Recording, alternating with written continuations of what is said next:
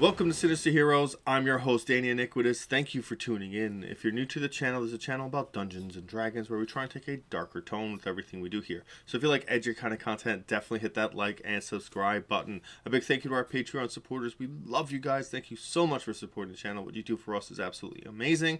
If you're interested in becoming a Patreon supporter, the link is in the description, as well as a link to a live stream game that we're a part of over at Critical Failures. Check them out. They're awesome. All those uploads are still there. They're uploaded the next day, so you can always catch up immediately. With all that said and done, we're going to jump into this week's video. We're going to talk about the War Mage. The War Mage. It came to us from Xanathar's Guide to Everything, which was a great book that expanded a lot on the subclasses and abilities that people get. That's where the Hexblade comes from, which is a game changer at this point. The interesting thing about the Wizard of War magic, it changes the concept of what war magic would be. First off the bat, right when I thought of this concept, I immediately thought of basically an evoker. Someone that's just going to do offensive spells, that's going to do huge AoE damage, and is probably going to cut by like resistances or whatever it is. But in the flavor text, there's one line that it states that really puts things in perspective. And that line is, a war mage's typical... Let me just do the whole thing to kind of make sense of it. In great battles, a war mage often works with evokers, abjurers, and other types of wizards. Evokers, in particular, sometimes tease war mages for splitting their attention between offense and defense. A war mage's typical response: what good is being able to throw a mighty fireball if I die before I can cast it? Abjurers are really defensive-based wizards. They have a lot of abilities that give them capability of surviving and really giving them a lot of endurance in a fight. So working with them and evokers really makes a lot of sense if you're being a war mage. But the concept of what good is being able to throw a mighty fireball if I die before I cast it speaks a lot about what the war mage is supposed to be. It's supposed to be, in my mind, more defensive than you would naturally think. And when you stop forcing it to be offensive, that's when you start to kind of understand a little bit more of its capabilities and what it's really kind of meant for. So it does require a little bit of pulling back and letting the class make the expectation, as opposed to looking at the title and then making the class meet that expectation. Level 2, when you select this subclass, you gain Arcane Deflection. You have learned to weave your magic to fortify yourself against harm. When you are hit by an attack or you fail a saving throw, you can use your reaction to gain a +2 bonus to your AC against that attack, or a +4 bonus to that saving throw. When you use this feature, you can't cast spells other than cantrips until the end of your next turn. And you also gain Tactical Wit. Your keen ability to assess tactical situations allows you to act quickly in battle. You can give yourself a bonus to your initiative rolls equal to your intelligence modifier. Arcane Deflection early on, before you have Counterspell, is a very big bonus, because you're probably not starting out with Warcaster. You're probably not in melee.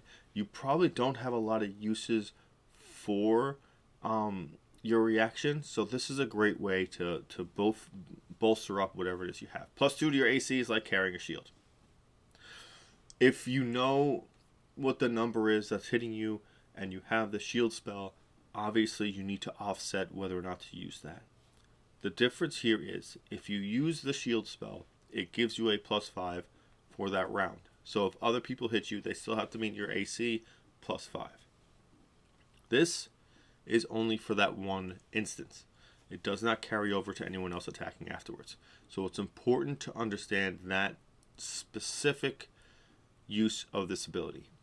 That being said, this does not have a certain amount of uses. This is just constant.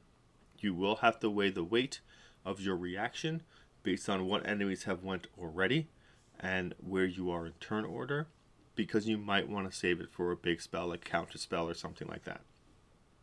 That +4 bonus to that saving throw, let me tell you, if you're getting hit with a spell that has a saving throw, that +4 gets mileage. That is really, really big. It's hard to get a lot of pluses to saving throws outside of your natural like ASIs and your proficiencies. There's only like it's a lot easier to gain AC as a reaction because of shield or because of other spells that add to your AC. It's harder to get bonuses to your saving throws.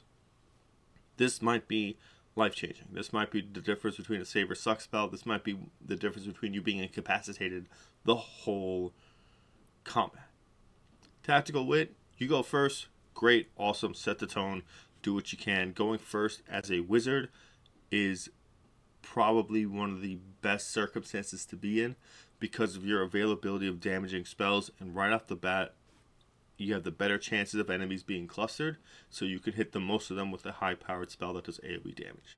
Power Surge. Starting at 6th level, you can store magical energy within yourself to later empower your damaging spells. You can store a maximum number of power surges equal to your intelligence modifier. Whenever you finish a long rest, your number of power surges resets to 1. Whenever you successfully end a spell with a spell magic or counterspell, you gain 1 power surge, as you steal magic from the spell you foiled. If you end a short rest with no power surges, you gain 1 power surge. Once per turn, when you deal damage to a creature or object with a wizard spell, you can spend 1 power surge to deal extra force damage to that target. The extra damage equals half your wizard level. So, this is a complicated ability to use. The way you gain a power surge, you have to end a magical effect by using dispel magic or counterspell. Dependent on your campaign and what enemies you're fighting, the circumstances in which you would be counterspelling is very, very... It's hard to predict it. It's very difficult to understand the circumstances. Sometimes you use it a lot, sometimes you use it never. You will most likely use this during big boss fights. So if you do use that, then you kind of pick this up as you go along. It isn't as much as an ability used to rank up your damage. Don't get me wrong, if you get a whole bunch of power surges, awesome, great. Here you go. Go crazy, every round use it. Use it everything from cantrips to disintegrate, whatever. It is not that. That is not what I believe it was intended to do. What it was intended to do was to reinforce what a war mage does. And a war mage, yes, it has access to very devastating offensive spells, but it's meant to give the army it's fighting for the best chance to win. Counterspelling a fireball is way more beneficial to a war mage because it saved that many more troops or soldiers than just casting a fireball at the same time. That's kind of the trade-off. If you start thinking of this ability as not meant to be something that you run around cultivating power surges for, and start understanding as it's a reward for dispelling magic or a reward for counterspelling, then you kind of gain the grasp for it. It's kind of like take a penny, leave a penny. Like you save so much of your own party's damage by doing this that you get to return a little bit more when you do cast a spell. That's kind of the idea. The main focus in this ability is not to deal more damage. And when you start to see it like that, you start to kind of understand the mindset of what a war mage is and the concept behind it. It's not a very strong subclass. Class. It really isn't. It doesn't give you the things that you're expecting when you see it. That's a big thing that turns people down from this particular subclass. But take that step back and play with your expectations a little bit and understand what it is you're trying to do is protect your people, not decimate everything. If you're going to destroy everything, then you want to be an evoker. That's why it's kind of part of that flavor text. I think they were very creative in a way to kind of implement that idea by setting it up that way. Again, you can play it however you want. It's up to you. But when you start to change the perspectives of what an ability is meant to do as opposed to how it initially hits us all. Because the first time I read Power Search, I was like, what, War Mage? This is going to be great. And I looked at it and I was just, it felt like I got deflated. It felt like, this is what you're going to do? Considering Fireball, Dispel Magic, and Counterspell are all 3rd level spell slots, when are you going to be able to do any of that? And then it really, really triggered for me when I understood that the damage isn't even that great. At level 6, that's 3 force damage. At level 20, that's 10 force damage. You're not breaking the bank. Even if you do rack up a bunch of these, realistically, how often are you going to be able to drop all that? Now, don't get me wrong. I think you should be able to store power surges indefinitely. Because even if you do Dispel Magic and Counterspell, you're going to use that power surge almost immediately. So why not let them just carry it over? I think that makes this ability better. Have it a maximum number, up the maximum number, because even if you hit 5, like, that's a lot to get. I mean, think of how many combats you have. You have to sit there just counterspelling the whole fight to rack up 5. And even still, you're going to use that every turn anyway. So you're never probably realistically going to hit that small of a number. The work that has to be done on this ability is pretty substantial as far as abilities are concerned. But I think we do this ability a disservice by expecting it to be something it's not. Durable Magic. Beginning at 10th level, the magic you channel helps ward off harm. While maintaining concentration on a spell, you have a +2 bonus to AC and all saving throws. This is awesome. It's a passive bonus. The only thing you have to do to activate it is maintain concentration on a spell. At 10th level, you should be concentrating on a spell at all times. No matter what spell it is, whether it's a 1st or 2nd level spell, whatever it is, you should have something occupying your concentration in every single combat. Whatever that is, depends on what kind of character you like and what kind of spells you chose and things that you just happen to really, really enjoy. At 10th level, you should have something going as a full caster concentration, no matter what. +2 bonus to AC and all saving throws. Say you have mage armor on and you had a +3 to dex. You now have an 18 AC when channeling, which means you can have a 20 AC if you use your level 2 ability of Arcane Deflection, which means at 20 AC, now you really don't need the shield spell. Granted, there will be plenty of attacks that will exceed 20, but on average, you hit a good point of AC where you'll be able to just ignore most of that, which is pretty cool. It does buff up your survivability a little bit, depending on what your spell choices are. Makes a huge difference. It's passively on. There's no on and off switch. You just have it. The only thing is, you need to concentrate on something. You're a wizard. You have plenty to choose from. Deflecting Shroud. At 14th level, your Arcane Deflection becomes infused with Deadly Magic. When you use your Arcane Deflection feature, you can cause magical energy to arc from you. Up to 3 creatures of your choice within 60 feet of you each take force damage equal to half your wizard level. So again, Durable Magic is up. You can have this extra +2, so you can reach AC of 20 rather easily. Here is the thing. You do not need to take damage. If you use this and it works, fantastic. If you're fighting one caster and they cast a spell that's like a save or suck spell or whatever it is, and you're using Deflecting Shroud to bump up your saving throw, this is the best opportunity because you then get to drop out 3 instances of force damage because of that.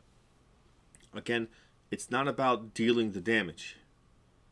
What it's about is rewarding defensive behavior and things that will make you survive. Because the caveat is you're going to get hit at some point throughout combat. You are. How you get hit with what depicts on what your options are. There's a lot of things that you can do. Elemental resistance, shield, arcane deflection, counterspell. Those reactions are very, very important to a war mage. They are all defensive. Your offensive stuff comes from your actual spells that you're casting during your turn. But again, if you use arcane deflection, I believe you kind of put yourself in this interesting circumstance where maybe that +2 isn't enough or whatever it is. But you are limiting yourself to only casting a cantrip on your next turn. So now, where is your damage going? Is it coming from your concentration spell? Is it something that you can move around the map and deal sustained damage with? Is it a circumstance where you need to survive whatever it is going to hit you? And maybe it's a magical effect, and this makes a difference. Those kinds of situations and concerns and ideas, that makes this class interesting, because you have a bunch of options. And watching and knowing the class and watching someone play it, you got the wheels turning, and you can see different things turn out and different opportunities arise because of that. At 14th level, 7 damage to 3 entities, it kind of depends on where you are in the combat. First round, not even making a difference. Third or fourth round, now things have heated up a little bit. Some things can be dicey, some things can be different. Sometimes you need every single hit point of damage you can grab. But you do have flexibility. And that's a very, very fun thing to have. With all that said and done, the War Mage is unique in that it kind of fooled us all into believing it was an offensive subclass. It isn't. It's really more designed on rewarding defensive actions and being creative and smart enough and patient enough to wait for the right opportunities for them. Is it a little bit rewarding? Yeah. Is it kind of walking along those same lines with the Abjuration Wizard? And a lot of times, yes. It does situate you to be needed to understand the weight of your decisions and be more tactical in combat, which really is what brings this whole thing to full circle, because it makes you a better leader, because you're protecting those and using your powers to bolster your team and not just lay waste. You have more options. You can be smarter about things. Everything you do defensively gives you a reward to train you to think in that kind of an aspect, which is a cool concept. It's a cool idea. It was a lot for me to kind of come to that, because I had to overcome a lot of what the idea was or how I thought a war mage should be. And once I start to remove my expectations from it and see what was presented as opposed to what I wanted to be presented, it made it a little bit easier to understand and kind of moved it a little bit more in a favorable column than it was previously. That being said, if you've made it this far into the video, definitely hit that like and subscribe button. A big thank you to our Patreon supporters. We love you guys. Thank you so much for supporting the channel. If you're interested in becoming a Patreon supporter, the link is in the description, as well as the link to Critical Failures, where we play with a great group of people every Wednesday night. Check us out. Catch up on all the content that we've done so far. It's all there. And thank you for giving a Spooky Kid a chance.